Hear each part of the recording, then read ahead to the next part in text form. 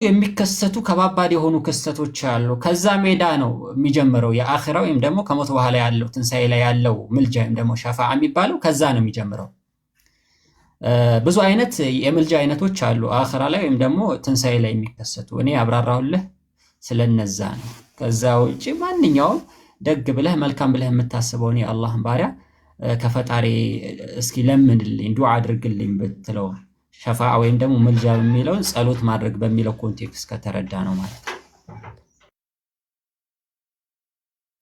ኦኬ እኮ አይ ትንሽ ያልገባኝ ነገር አሁን በእስልምና ስለዚህ ምልጃ ማለት ሊተራሊ የሆነ ማብራሪያው ታዲያ ምንድን ነው? ከአንድ ሰውን ምልጃ እኛ ልመና ብለን እንደምናምነው በእስልምና ምልጃ ስንት አይነት ነው? የተለያየ ነው። በአኺራም ይሁን በዱንያም ምልጃ ከዚህ ከልመና ውጭ የተለየ ፍቺ ያለው በእስልምና?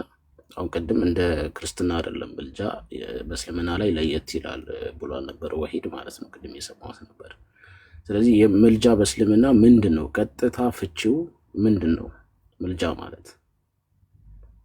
በጣም ጥሩ። ይሄንን እንዳብራራልህ ከፈለክ መታገስ ይኖርብሃል። ሸፋዓ የሚባለው በሁለት አይነት መልኩ ትርጓሜ ልንሰጠው እንችላለን። የመጀመሪያው ሉገተን ነው። ከቋንቋ ደረጃ እንነሳ። አሸፋዓ የሚለው የአረብኛ ቃል በቋንቋ ደረጃ ወይም ደግሞ እንደ መዝገበ ቃላት ፍቺ ምን አይነት ትርጓሜን ይዛል ከተባለ አሸፋዓ ማለት በቋንቋ ደረጃ አልወሲለቱ ወጠለብ ማለት ነው። መዳረሻን መፈለግ ወይም ደግሞ የሆነን ነገር መጠየቅ ማለት ነው። በተለምዷዊ አገላለጽ ደግሞ ዑርፈን ሸፋዓ ብሎ ማለት ሱአሉል ኸይሪ ሊልገይሪ ማለት ነው። አንድን መልካምን ነገር ለሌላ አካል መጠየቅ ማለት ነው።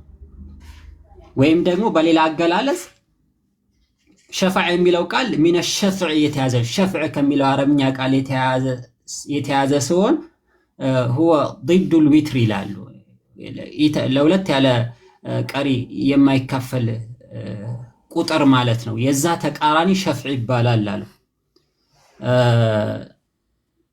ከምን አንጻር ነው ደግሞ ይሄ የተባለው ከተባለ ይህ ሻፊዕ የሚያማልደው አካል ضم سؤاله الى سؤال المشفوع له ለሚማለድለት አካል ጥያቄውን ከርሱ ጋር አካቶ ይጠይቃል ማለት። ለምሳሌ እኔ አማላጅ ነኝ ጠያቄ ነኝ አይደል? የሌላን አካል ጥያቄ ምን አደርጋለሁ? እጠይቃለሁ ማለት ነው። ከማ ከአላህ ሱብሓነሁ ወተዓላ። ስለዚህ እንደ ኢስላም አስተምሮ ሸፋዓ ወይም ደግሞ ምልጃ የምንለው ቃል ከምን አንጻር የሚመጣ ነው ከተባለ እንደ ኢስላም አስተምሮ ኮንሰፕቱ ከሞት በኋላ ስላሉት ክስተቶች አስመልክቶ የሚመጣ ነገር ነው። ስለዚህ እንደ ኢስላም ሸፋዓ አለ። ነገር ግን መስፈርቶች ከተሟሉ ነው ሸፋዓ ሊኖር የሚችለው ወይም ምልጃ ሊኖር የሚችለው እንላለን።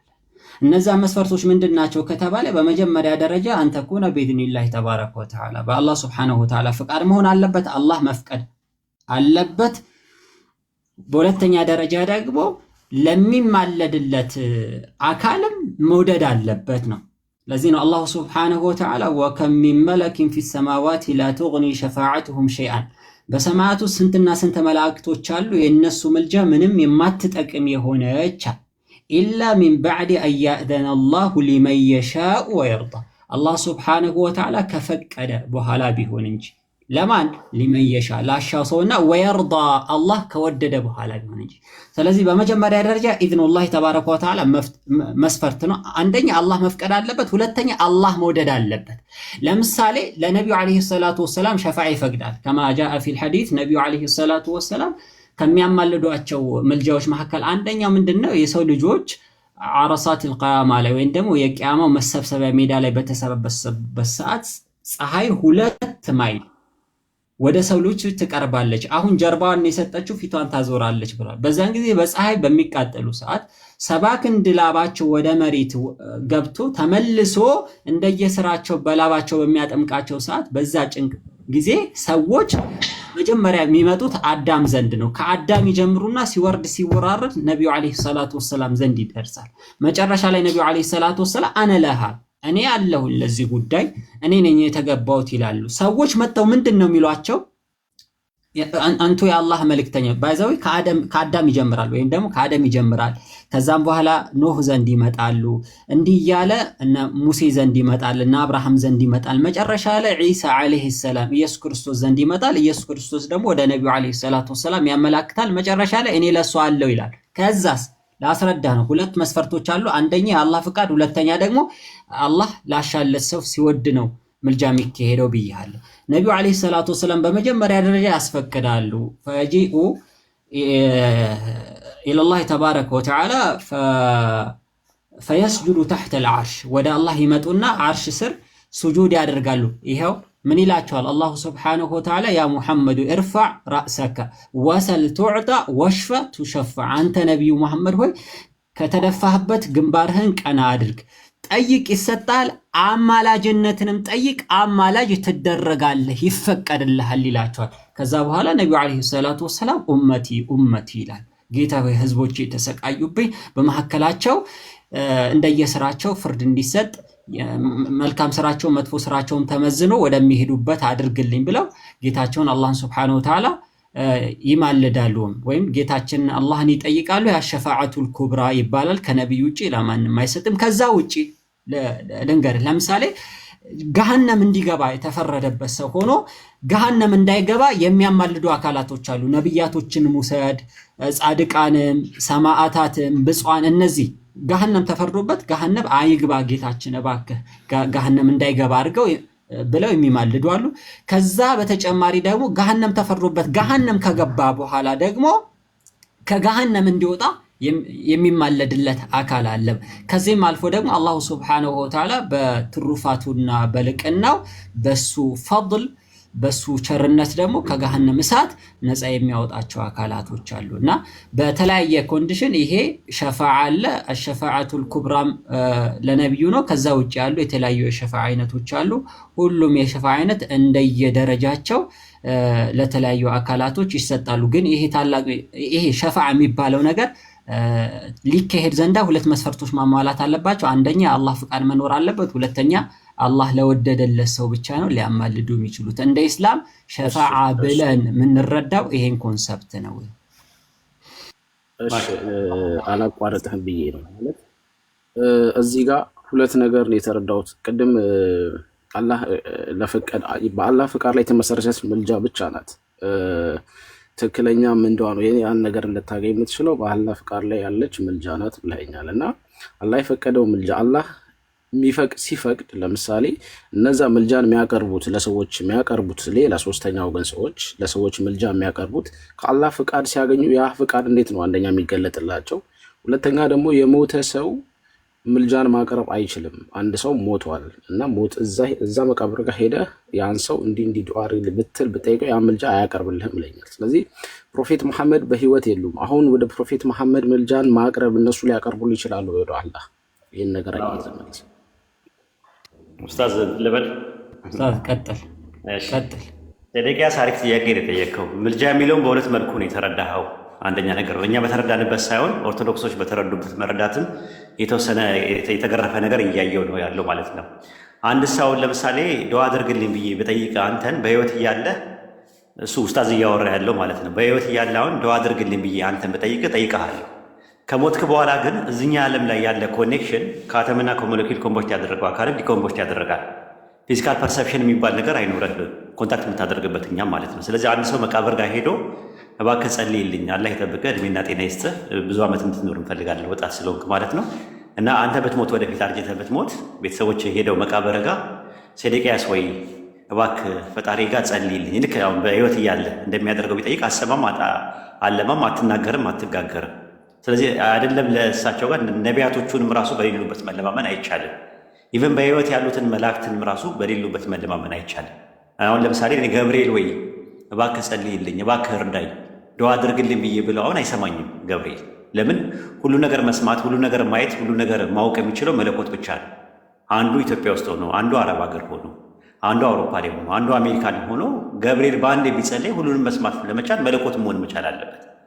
ስለዚህ በኢስላም አስተምሮት አይሰማም ብለን የምናምነው ነገር ግን በአካል እሱ እንዳለ ኡስታዝ እንዳለ በአካል ያለ ሰው ከሆነ በአካል ያለን ሰው አጠገብ ከሆነ መስማት የሚችል ከሆነ ዱዓ አድርግልኝ ስትለው ኢንሻአላህ ዱዓ አድርግልሃለሁ ብሎ ዱዓ ያደርግልሃል ማለት። ዱዓ ምንድነው? ሲያደርግልህ ለራስህ ዱዓ የምታደርግ ከሆነ ተማጽኖ ነው የሚባለው።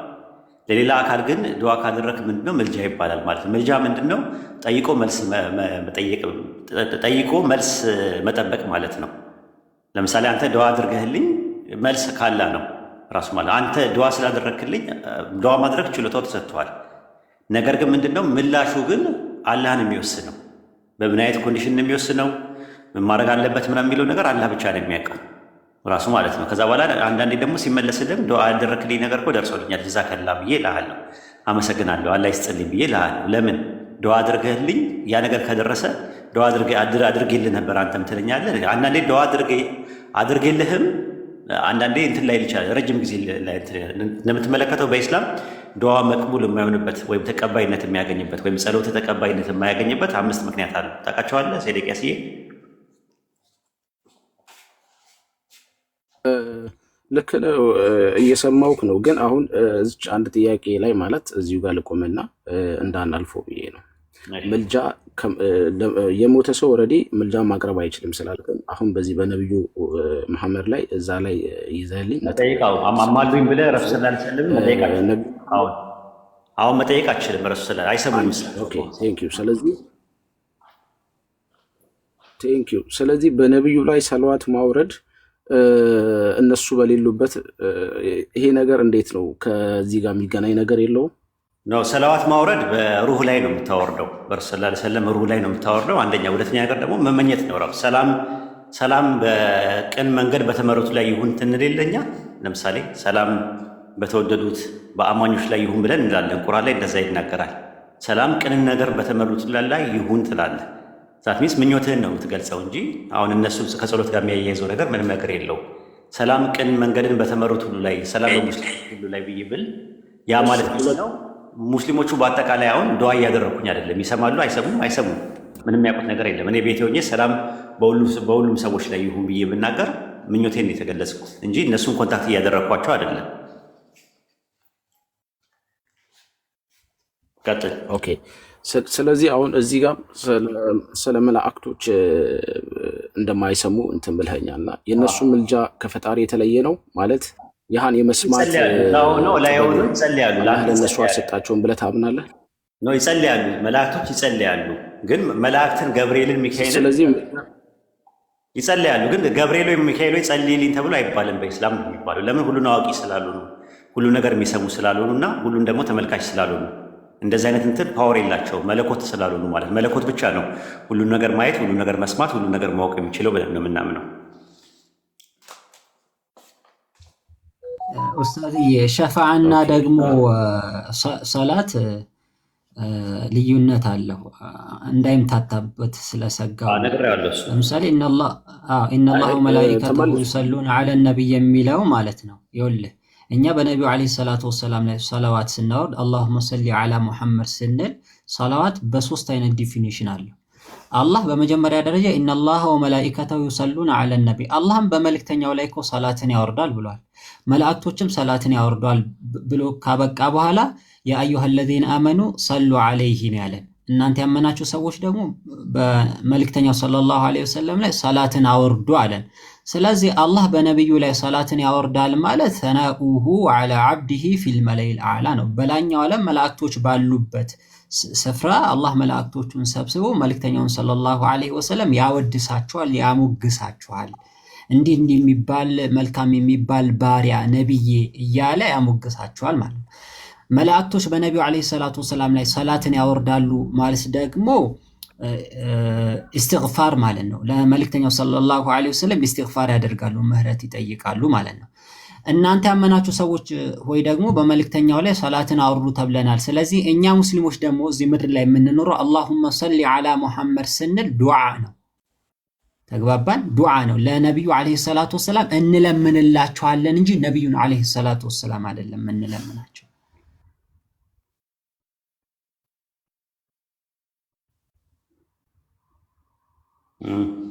ይሄ ነው ያለው ነገር። ሴዴቅያስ ቅድም ለነብዩ ምልጃ የተፈቀደላቸው ብቸኛ እነሱ ብቻ እንደሆኑ ቅድም አይ ቲንክ ነው። የቂያማ ቀን ነው ሸፋ ያንጻር ነው ያን ጥያቄ ሙሚኖቹ በተቀሰቀሱበት ሰዓት ላይ የቂያማ ቀን ጥያቄ ይጠይቃሉ። ዱዓ አድርጉልን ብለው የቂያማ ቀን ወይ ደግሞ አማሉን ብለው ይጠይቃሉ ነው የቂያማ ቀን የተባለው እንጂ ስለ ምልጃ ሰፋ ያለ ነገር ነው ያለው። በቁርአን ውስጥ ስትመለከተው በሱረቱ አንቢያ ምዕራፍ 21 ቁጥር 28 ላይ በፊታቸው ያለውን በኋላቸው ያለውን ሁሉ ያውቃል፣ ለወደደ ሰው እንጂ ለሌላ አያማልዱም ማለት ስለ መላእክት ሲያወራ፣ እነርሱም እርሱን ከመፍራት የተነሳ ተጨናቂዎች ናቸውና ይላል። ስለማን ነው የሚያወራው? ስለ መላእክት ነው የሚያወራው። በሱረቱ ነጅም ምዕራፍ 53 ቁጥር 26 ላይ እንደዛ ነው። በሰማይ ውስጥ ካሉ መላእክቶች ብዙዎች ሊያማልዱት ለሚሻውና ለሚወደው ሰው ከፈቀደለት በኋላ እንጂ ምልጃቸው ምንም አትጠቅማቸውም ማለት። ስለዚህም መላእክቶች እንደሚጸልዩ እንደሚያማልዱ በቁርአን ብዙ ቦታ ላይ ተጠቅሰዋል። ይጸልያሉ፣ ለፍጡራን ይጸልያሉ፣ ለአማኞች ይጸልያሉ፣ ማለትም አማኞች ለሆኑ ፍጡራኖች ይጸልያሉ። ነገር ግን ገብርኤልን በሌለበት እርዳኝ፣ አግዘኝ፣ ጸልይልኝ ብዬ ብለው ራሱ አይሰማም፣ መስማት አይችልም። ሚካኤልም እንደዛው። ለምን? ውስንነት አለው፣ ዲቪኒቲ የለውም፣ መለኮትነት የለውም። ያንን ነው ዲቫይን እንትሎች የሉትም፣ ፖቴንሻል የለውም። ራሱ አንድ አምላክ ብቻ ነው። ለዛ ነው የቂያማ ቀን አላ መላእክትን ይጠይቃቸዋል ማለት ነው። ወደ እናንተ ያደረገውን ደዋ ትሰማላችሁ ሲባል አልደረሰንም ነው የሚሉት እነሱ። አያውቁም መላእክቶች ማለት መላኢካዎች በዛን ቀን አያውቁም። ስለዚህ ወደ መላእክት ደዋ ማድረግ መለማመን መመጀን የተከለከለ ነው በኢስላም። የምትመጀነውበት ስም ያላ ስም ብቻ ነው። የምትጠራውም ድረስልኝ እማን ነው እንትን ብለህ የምትለምነውም አንድ ነው የሚለመነው አላህ ብቻ ነው። ከአላህ ውጭ የምትለምነው አካል የለም። የምትለምነው ማንነትና ምንነት የለም በኢስላም አስተምሮት። ይህን ነው። ግን አንተ ልጸልይልኝ ትችላለህ፣ እሱ ምልጃ ይባላል ማለት ነው። እና ከዛ አንጻር ይኸው ያልተመለሰልን ነገር ካለ አሁንም የሆነ ነገር ልናደርግ እንችላለን። ኦኬ አይ ኦኬ ያው እኛው የመላእክትም እንትን ምልጃም ሆነ የነሱ ጥበብ ከፈጣሪ የተለየ አይደለም። ከዛ ግን ነው እንትን አልኩት። እሺ ወደ ሁለተኛው ጥያቄ ስገባ ይህን አልነበረም ለመጠየቅ የገባሁት። ኦርቶዶክስ ነህ? በዚህ ርዕስ ላይ የተወያየችው ስለነበር ኦርቶዶክስ ነህ አንተ ወይስ?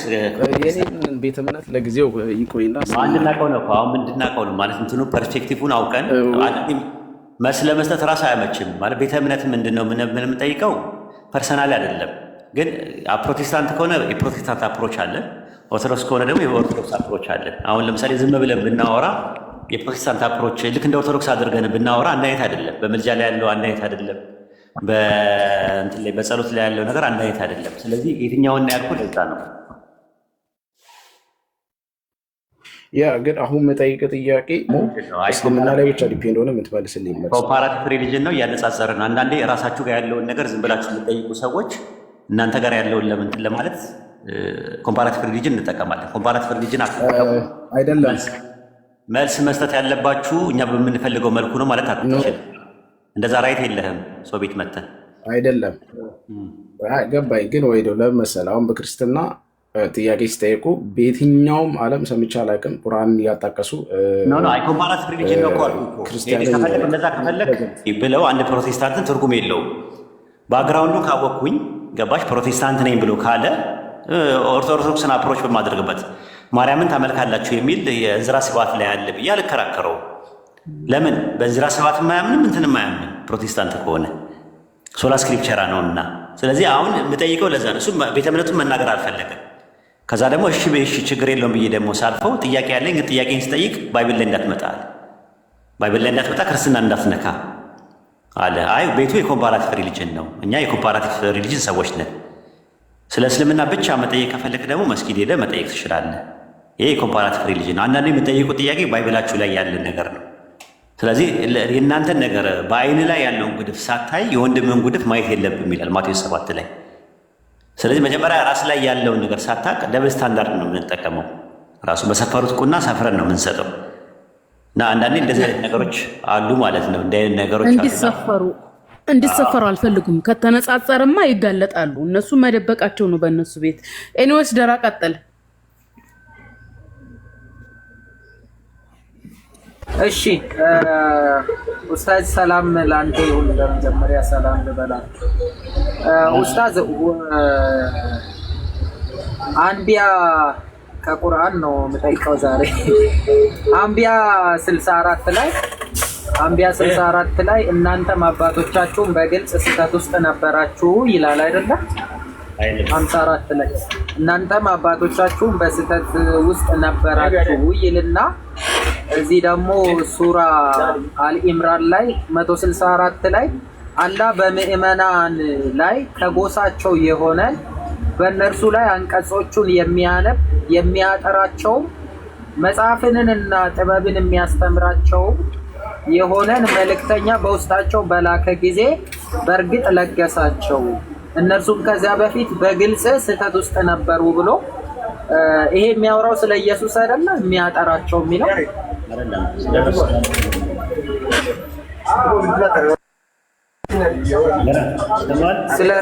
ስለ ወይ ምን አልከኝ ኡስታዝ? ይሰማል? አዎ አዎ። እሺ የሚሰማ ከሆነ ቀጥል። ይሄ ስለ የሚያጠራቸው የሚለው ከጎሳቸው የተባለው ስለማን ነው? ጎሳቸው የተባለው ከማን ጎሳ ነው? ጎሳው ራሱ ስለማን ነው ጎሳው የሚያወራው? ስለ ኢብራሂም ዘር እኮ የእስማኤል ዘር ነው ኢየሱስ አይደለም። ስለ እስራኤል ነው እንጂ አባቶቻችሁ ብሎ አንቢያ ላይ አይደለም። ሱረቱል በቀራ ምዕራፍ 2 ቁጥር 128 ላይ ይኸው ከፈለክ እስማኤልና ኢብራሂም እንዲህ ብለው ዱዓ አደረጉ። እነ እስማኤል ጌታችን ሆይ በውስጣቸው ከእነርሱ የሆነ መልእክተኛ በእነርሱ ላይ አንቀጾችን የሚያነብላቸውና መጽሐፍና ጥበብን የሚያስተምራቸው ከክህደትም የሚያጠራቸው ላክ ብለው ዱዓ አድርገዋል አይደለ? እነ እስማኤል አልበቅራ ነው ያልከኝ? ሱረት በቀራ ምዕራፍ 2 128 እና 129 ላይ እሺ 129 128 እና 129 ጌታችን ሆይ ለአንተ ታዛዦችም አድርገን ከዘሮቻችንም ለአንተ ታዛዦች ህዝቦችን አድርገን። ከዘሮቻችን የሚሉት እነማን ናቸው? ማን ያለው ዘሮቻችን የሚለው? ኢብራሂምና እስማኤል። እስማኤልም ጌታችን ሆይ ከኛ ተቀበል። ኦኬ እስማኤልና ኢብራሂም ነው የሚለው ሁለቱ ማለት ነው። ስለሆኑ ከዘሮቻችን ካሉ ከእስማኤል ዘር ነው ራሱ። እሺ ጌታችን ሆይ በውስጣቸው ከእነርሱ የሆነ መልእክተኛ በእነርሱ ላይ አንቀጾችን የሚያነባቸው ከእነርሱ የሆነ ይላል። እነርሱ የተባሉት እነማን ናቸው? እዚህ ጋር በዚህ ጥቅስ መሰረት ከሆነ የእስማኤል ወገን ነው ማለት ነው። ወገኖች ማለት ከእነርሱ የሆነ አለ መልእክተኛ በእነርሱ ላይ አንቀጾችን የሚያነብላቸው መጽሐፍና ጥበብን የሚያስተምራቸው ከክህደትም የሚያጠራቸውን ላክ ብለው ዱዓ አድርገው ነበረ። ከዛ በኋላ ፍጻሜው የምታገኘው ምን አለ? ስንት ላይ ነው የጠቀስከው? የቅድሙ ላይ ሱረቱ በቀራ ምዕራፍ 2 ቁጥር ስንት ላይ ነው የጠቀስከው? የቅድሙ ላይ የቅድሙ አንቢያ ላይ ነው። ከዛ ደግሞ ሱራ የጠየቅኩ አሊ ኢምራን ላይ ነው እኮ። አሊ ኢምራን ቁጥር ስንት ላይ ነው? አሊ ኢምራን 164 እኮ 164 ላይ ያለው እኮ ስለ ረሱል ሰለላሁ ዐለይሂ ወሰለም ነው የሚያወራው ራሱ ማለት ነው። 164 ላይ ያለው ስለ ረሱል አላህ በምዕመናን ላይ ከጎሳቸው የሆነ በእነርሱ ላይ አንቀጾችን የሚያነብ የሚያጠራቸው መጽሐፍና ጥበብን የሚያስተምራቸው የሆነ መልእክተኛ በውስጣቸው በላከ ጊዜ በእርግጥ ለገሳቸው እያለ የሚያወራው ስለ ረሱል ሰለላሁ ዐለይሂ ወሰለም ስለ ነብዩ መሐመድ ሰለላሁ ዐለይሂ ወሰለም ነው የሚያወራው ይሄ እንጂ ስለ ኢሳ አይደለም የሚያወራው። አንተ ስለ ኢሳ ነው ልትል የቻልክበት ምንድን ነው? ምክንያቱም እየተነገረው ያለው ሙሐመድ ነው። እየተነገረ ያለው ሙሐመድ የሚያስተምራቸው የሆነ መልእክተኛ በውስጣቸው በላከ ጊዜ በእርግጥ ለገሳቸው ማለት አሁን ነው። በላከ ጊዜ የሚለው የሚያጠራቸው መልእክተኛ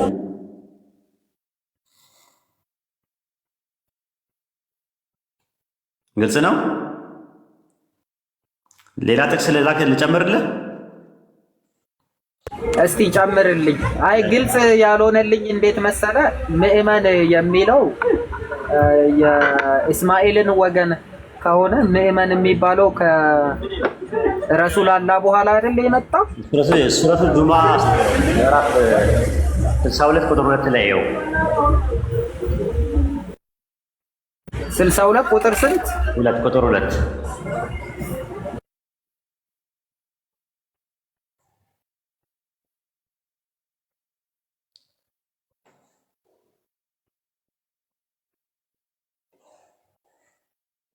አንብበው። እሺ እርሱ ያ በመሃይሞቹ ውስጥ አንቀጾችን ቁርአንን በእነርሱ ላይ የሚያነብላቸው ከማጋራትም የሚያጠራቸው መጽሐፍንን ጥበብንም የሚያስተምራቸውም የሆነን መልእክተኛ ሙሐመድን ከእነርሱ ውስጥ የላከ ነው። ስለዚህ አየው እነርሱም ከእርሱ በፊት በግልጽ ስህተት ውስጥ ነበሩ ይላል። ስለዚህ ስለ ረሱል ሰለላሁ ዐለይሂ ወሰለም የሚያወራው አንድ ጨምርልና ከዛ ሐሳብን ደግሞ ተቋጨዋለህ። ሱረቱ በቀራ ምዕራፍ 2 ቁጥር 151 ላይ ግባ። አልበቅራ ምዕራፍ 2 ቁጥር 151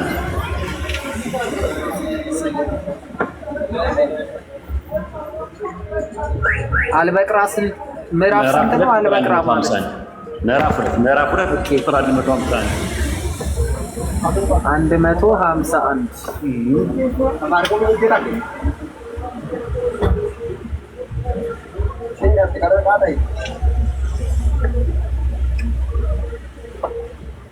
እሺ በውስጣችሁ ከናንተ የሆነን በእናንተ ላይ አንቀጾቻችንን የሚያነብላችሁን የሚያጠራችሁ መጽሐፍንና ጥበብን የሚያስተምራችሁን ታውቁት ያልነበራችሁትንም ነገር የሚያሳውቃችሁን የሆነን መልእክተኛ እንደላክን ጸጋን ሞላንላችሁ ይላል።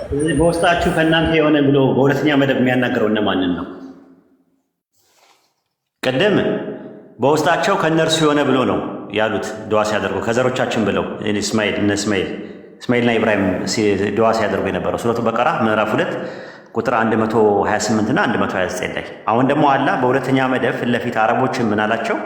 በውስጣችሁ ከእናንተ የሆነ በእናንተ ላይ አንቀጾቻችሁን የሚያነብላችሁና የሚያጠራችሁን መጽሐፍና ጥበብን የሚያስተምራችሁ ታውቁ ያልነበራችሁትን ነገር የሚያሳውቃችሁ ሲሆን መልእክተኛ እንደላክን ጸጋን ሞላንላችኋል። ስለ ረሱል ሰለላሁ ዐለይሂ ወሰለም ነው የሚናገረው። አሁን የላከው እሳቸውን ነው ማለት ነው። የሚያነብላችሁን የሚያጠራችሁን የሚለው ረሱልን የሚያመለክት ነው፣ ነቢያችንን የሚያመለክት ነው።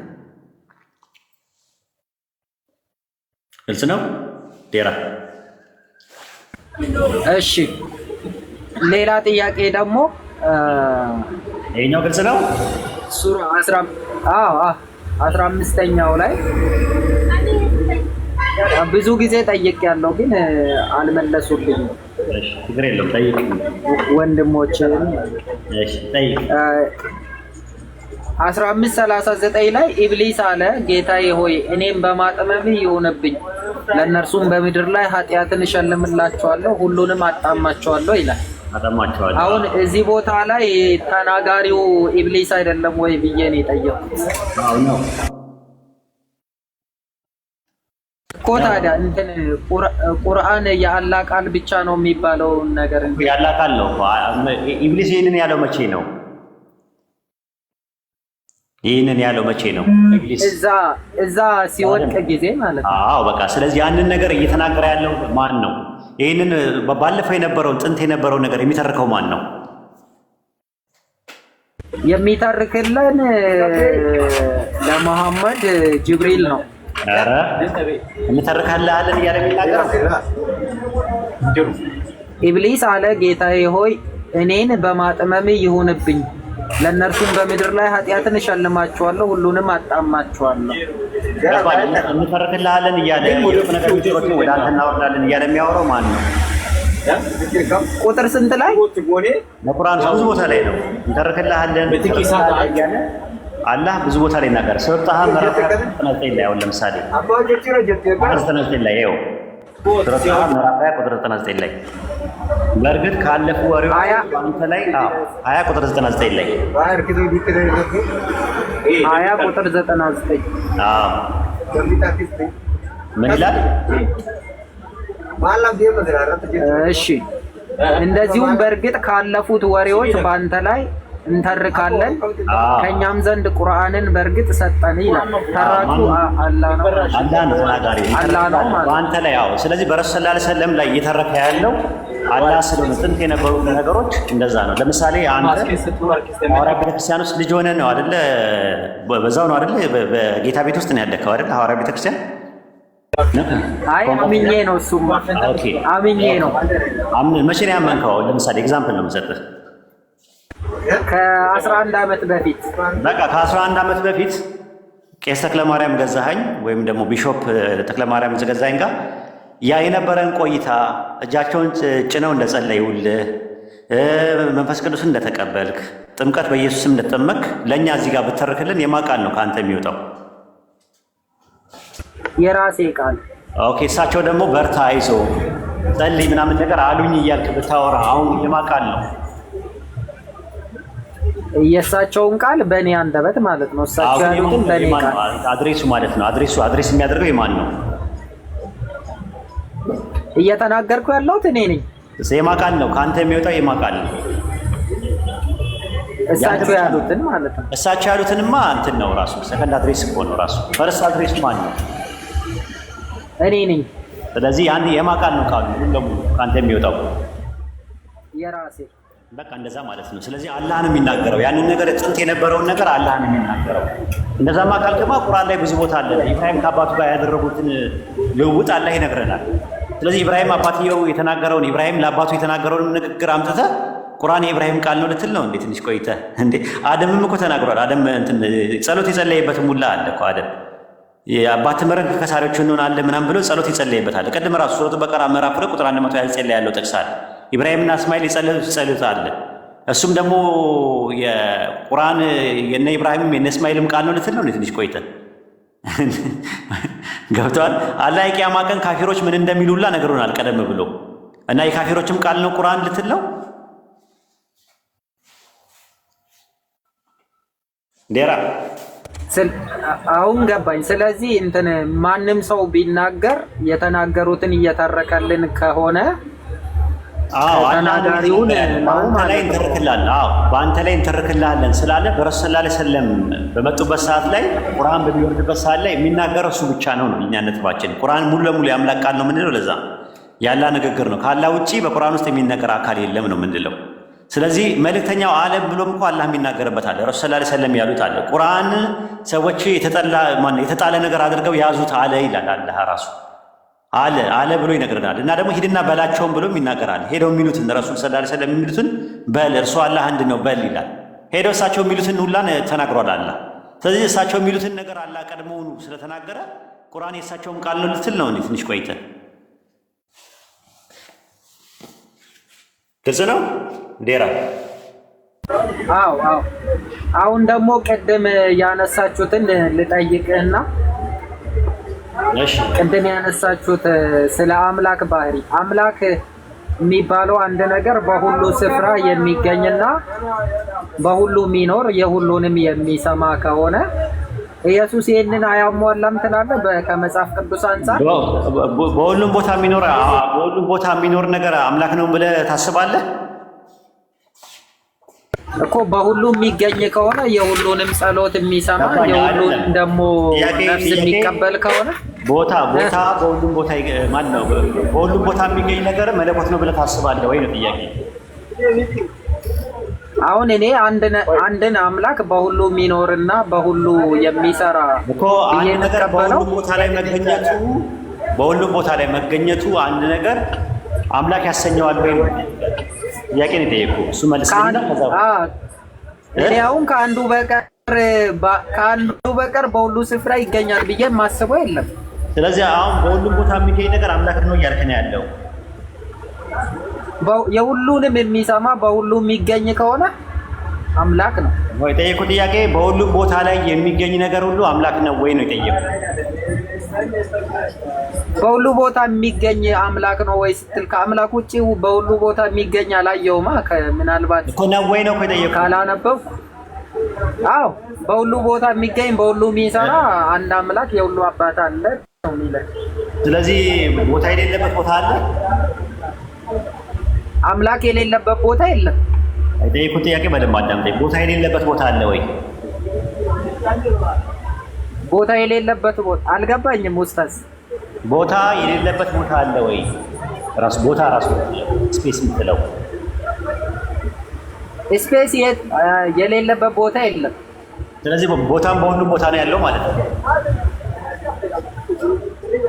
ቦታ በሁሉ ቦታ እንዴት ይኖራል እኮ? ከሌለ ታዲያ ቦታ የሌለበት ቦታ አለው እኮ። ለምሳሌ አሁን ቦታ ብለን ስንወስደው ምድር አለ። ስፔስ ምድር የሆነ ስፍራ ላይ ቦታ ይባላል። ስለ ምድር አይደለም የምናወራው፣ ስፔስ ስለሚባለው ስፔስ ሚድስ ሌንግዝ ኤንድ ሃይት ስለሚባለው በሳይንስ ቦታ የሌለበት ቦታ አለ ወይ ስለ ቦታ የሌለበት ቦታ የለም አልከኝ። ስለዚህ ቦታ በሁሉ ቦታ ይገኛል እንደሱ አይደለም እንዴ እኮ ቦታ ለምሳሌ ስለ አይደለም። አሁን ይሄኛው አልገባኝም። ያንተ ቦታ በሁሉ ቦታ ይገኛል ነው አልገባኝም። ሐሳቡን የምትረዳው ነው ሐሳቡን የምትረዳው ነው። ቦታ የሌለበት ቦታ አለ። ቦታ የሌለበት ቦታ አለ ወይ ማለት ቦታ ራሱ እኮ ስፔስ ነው። ገባኝ። የሌለበት ቦታ አለ ወይ? ቦታ ራሱ የሌለበት ቦታ አለ ወይ? ቦታ የሌለበት ቦታ አረ ግልጽ አይደለም ጥያቄው። ቦታ የሌለበት ቦታ አለ ወይ? አሁን ለምሳሌ ፈጣሪ የሌለበት ቦታ አለ ወይ ብለህ ሁሉም ቦታ ነው ፈጣሪ ትለኛለህ አይደለ? አዎ ሁሉም ቦታ ነው ሲባል በአንድ ጊዜ ነው። በአንድ ጊዜ ሁሉም ቦታ መገኘት ትችላለህ? እኔ አልችልም። ቦታ የሌለበት ቦታ አለ ወይ? ራሱ ቦታ በአንድ ጊዜ የሌለበት ቦታ ያለ ወይ? ቦታ የሌለበት ቦታማ የለም። ለምሳሌ እኔ ኢትዮጵያ ከሆንኩኝ በአንድ ጊዜ አሜሪካ መገኘት አልችልም። ስለአንተ አይደለም የጠየቅኩህ። ቦታ የሌለበት ቦታ አለ ወይ? ቦታ የሌለበት ቦታ የለም። ስለዚህ ቦታ በሁሉም ቦታ አለ። አሁን ግልጽ ሆኖልኝ። እሺ ቦታ በሁሉም ቦታ አለ።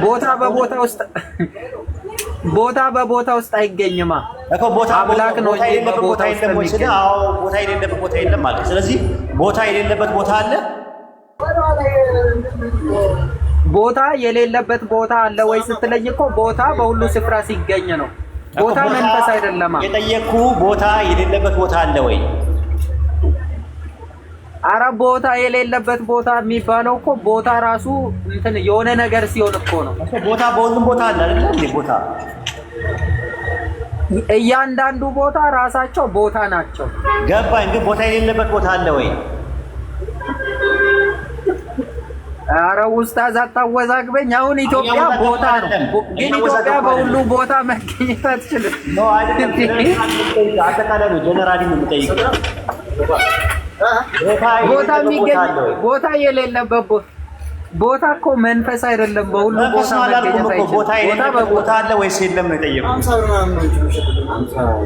ቦታ የሌለበት ቦታ የለም ስትለኝ ግልጽ የሆነ ነገር ለምሳሌ አንድም ቦታ ወሰርንና በሌላ ቦታ ደግሞ መገኘት አይችልም። አንዱ ቦታ በሌላ ቦታ መገኘት አይችልም። ቦታ የሌለበት ቦታ አለ ወይስ የለም ስል ቦታ የሌለበት ቦታ የለም አልከኝ አይደለ?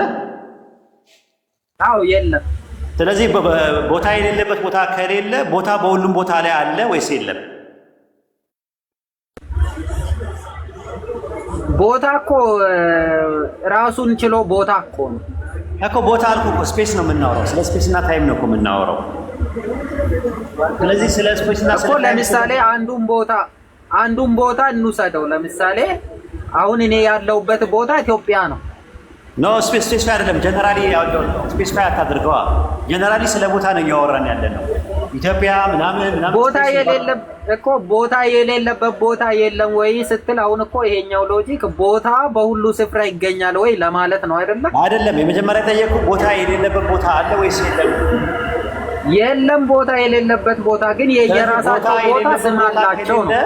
ቦታ የሌለበት ቦታ ከሌለ ቦታ ራሱ በሁሉም ቦታ አለ ወይስ የለም? ቦታ በሁሉ መኖርና በሁሉ መስራት አይችልም። ኡስታዝ ይህ ስለ መስራት አይደለም ያልኩህ። ቦታ በሁሉም ቦታ ላይ አለ ወይስ የለም ያለው?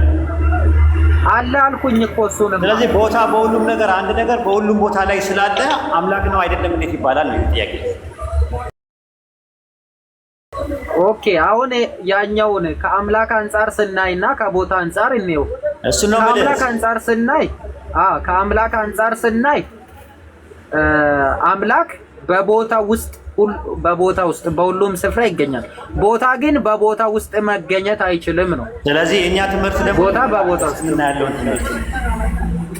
እሺ አላህ በጊዜም በቦታ ውስጥም የለም። በቦታ ውስጥ በጊዜ ውስጥ የለም። ጊዜ ሲባል ፓስት ፕሬዘንት ኤንድ ፊቸር የሚባል ነገር ነው። በጊዜ ውስጥ የለም። ጊዜን የሚያካብብ ነው አላህ። አላህ ነገርን ሁሉ በእውቀቱ ያካበበ ነው ይላል። በቦታ ውስጥም ደግሞ ውስጥ የሚባል ነገር የለም። በእኛ አስተምሮት ሶስት አይነት እሳቤ አለ አይደለ? በዓለም ላይ ክሬሽን ማነው ፍጥረት የሚኖረው በፍጥረት ውስጥ ነው፣ ፈጣሪ የሚኖረው በፍጥረት ውስጥ ነው የሚሉ የሚያምኑ አሉ። እንደና ደግሞ ፍጥረት በፈጣሪ ውስጥ ነው ብሎ የሚያምኑ አሉ። ፈጣሪ ከፍጥረት ውጭ ነው ብሎ የሚያምኑ አሉ። የትኛውን ነው የእናንተ ትምህርት? ግልጽ አድርግልኝ እስቲ ድጋሚ። ክሬተር ኤግዚስት ኢን ክሬሽን የመጀመሪያው ፈጣሪ በፍጡር ውስጥ አለ ብለው የሚያምኑ አሉ። ሁለተኛ ነገር ደግሞ ክሬሽን ኤግዚስት ኢን ሂዝ ክሬሽን የሚል ነገር አለ። ኢትስ ክሬሽን ማለት ነው፣ ኢትስ ክሬተር ማለት ነው። ፍጥረት በፈጣሪ ውስጥ አለ ብለው የሚያምኑ አሉ። ፓንቲዝም ይባላሉ። ፓናቲዝም የሚባል ኮንሴፕት አለ። ሶስተኛው ደግሞ የትራንስደንት ተብሎ የሚባሉ አሉ። ክርስትና፣ እስልምናና አይሁድ እንደዛ ብለው የሚያምኑት። ትራንስደንት ማለት ምንድን ነው? ፈጣሪ አውት ኦፍ ክሬሽን ነው የሚኖረው። ማነው ክሬተር ኤግዚስት የሚያደርገው አውት ኦፍ ሂስ ክሬሽን ነው። ከክሬሽኑ ውጭ ነው የሚኖረው ፈጣሪ። ከክሬሽኑ ጋር ግንኙነት ያለው በሲፋው ነው ብለን ነው የምናምነው። በዛቱ ግን እንደዛ አይደለም ራሱ ማለት ነው። በኤሰንስ ነው የሚኖረው ፈጣሪ ሁሉም ቦታ ላይ ወይስ በኢነርጊያ ነው የሚኖረው? በእናንተ ትምህርት በመንፈሱ በሁሉ ስፍራ በእኛ ውስጥ ይኖራል። በኤሰንሱ የት ነው የሚኖረው? በኤሰንስ ሰማያት። ኦኬ፣ በኤሰንስ ሁሉ ቦታ አለ። አረ እንደዚህ አይነት እኔ እንጃ። በእኔ ውስጥ እንዳለ ነው እንጂ የማስበው ሽንት ቤት ውስጥ ምን ያደርጋል? ኦኬ፣ ጥሩ። ጠንቋይ ቤት አለ እግዚአብሔር? አረ ምን ያደርጋል? ጠንቋይ ቤት ሰይጣን ያለው በሁሉም ስፍራ የለም ማለት ነው። ደረጃ በሁሉም ስፍራ አሁን እኮ እሱ በሁሉም ስፍራ ሽንት ቤት አለ ወይ? ሽንት ቤት አለ ወይ? ሴት ማሰብ ከኃጢአት አንጻር እኮ ነው። ቆሻሻ ነገር ከኃጢአት አንጻር እኮ ነው። ቆሻሻ ነገር ውስጥማ እንዴት ይኖራል? ስለዚህ በሁሉም ስፍራ የለማ ፈጣሪ። በሁሉ ስፍራ የሚለው አማኞችን ነው የሚያመለክተው። ለምሳሌ አሁን በአማኞቹ ውስጥ በሁሉ የሚኖርና በሁሉ የሚሰራ ይለዋል። በእውቀቱ ነው። በእኛ በኢስላም ስትመለከተው በአትርሚት የሚጫጫ ነገር አለው። ደራይ በጣም ተቸገረን ነው የምናዳምጥ። እሺ ሚውት ላድርግ። ፈጣሪ በእኛ አስተምሮት ከፍጥረት ውጪ ነው በዛቱ፣ ወይም ደግሞ ከፍጥረት በላይ ነው የሚኖረው፣ ከአርሽ በላይ ነው የሚኖረው ብለን ነው የምናምነው። እንደገና ደግሞ ከፍጥረቱ ጋር ደግሞ አብሮ የሚሆነው ከደም ጋናችሁ ይልቅ ቅርብ ነን አላህ የሚለው ወይም ደግሞ ቅርብ ነው የሚለው ቁርአን ላይ አላህ ከእናንተ ጋር ነው የሚለው ደግሞ በእውቀቱ በማየት በችሎታው በመስማት ዱዓችንን በመስማት የትም ቦታ ብንሆን በሁሉም ቦታ ላይ መስማት ይችላል። በሁሉም ቦታ ላይ ማየት ይችላል። በሁሉም ቦታ ላይ የምናደርገውን ነገር ያውቃል ብለን ነው የምናምነው። የእኛ ትምህርት እንደዛ ነው። ፈጣሪ በሁሉም ነገር ውስጥ አለ ብለን አናምንም። እንደዛ ከሆነ ፓንቲዝም የሚባል ትምህርት ነው የሚሆነው። በጣም አደገኛ ትምህርት ነው። ፈጣሪ በሽንት ቤትም አለ፣ ውሻ እንትን ውስጥም አለ፣ ቆሻሻ ነገር ውስጥም አለ ምናምን ነገር ብለን አናምንም። እኛ በዛቱ እንደዛ አይደለም የኛ አምላክ ስትመለከት ማለት ነው። በባይብል ከሄድን ሁለተኛ ቆሮንቶስ ምዕራፍ 3 ቁጥር 17 ላይ የእግዚአብሔር መንፈስ ባለበት ሁሉ በዚያ ምን አለ ይላል? ደራ አርነት አለ። ጠንቋይ ቤት አለ የእግዚአብሔር መንፈስ? አረ የእግዚአብሔር መንፈስ የእሱ ልጆች በሚገኙበት ነው የሚኖረው። ታዲያ በሁሉም ስፍራ አይደለማ በመንፈሱ ያለው እግዚአብሔር እኮ። በሁሉም ስፍራ የሚለው እኛን ነው እኮ አሁን አማኞችን ሰማይና ምድርን የሞላውን ያይደለው ስለሚል አማኞቹ ሆነው የሚሰራ ማለት ነው። ወደ ኢየሱስ ና፣ ወደ ኢየሱስ ና። አሁን መምጣት ትችላለህ። ኢየሱስ በሁሉም ስፍራ ይገኛል እንደ አምላክ። በእኛ ይኖራል።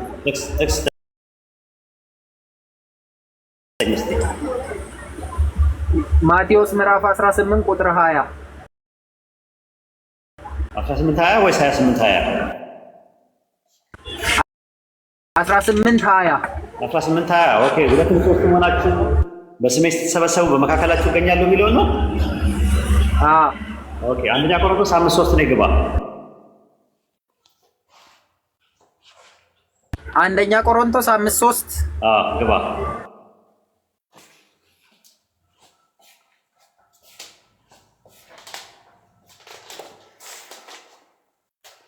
ምን ይላል? አንብበው።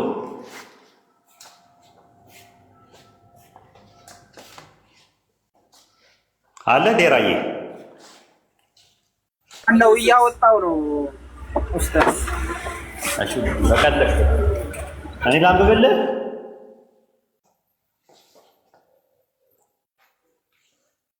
እሺ አንብቦ እስከዛ እኔ ላውጣ። እኔ ምንም እንኳን በአካል ከእናንተ ጋር ባልኖር በመንፈስ ከእናንተ ጋር ነኝ አለ። እንደዛ ያለው ሐዋርያው ጳውሎስ ምድር ላይ ያለ ማለት ነው። እሱ የት ነበረ ይሄን ሲናገር? ሐዋርያው ጳውሎስ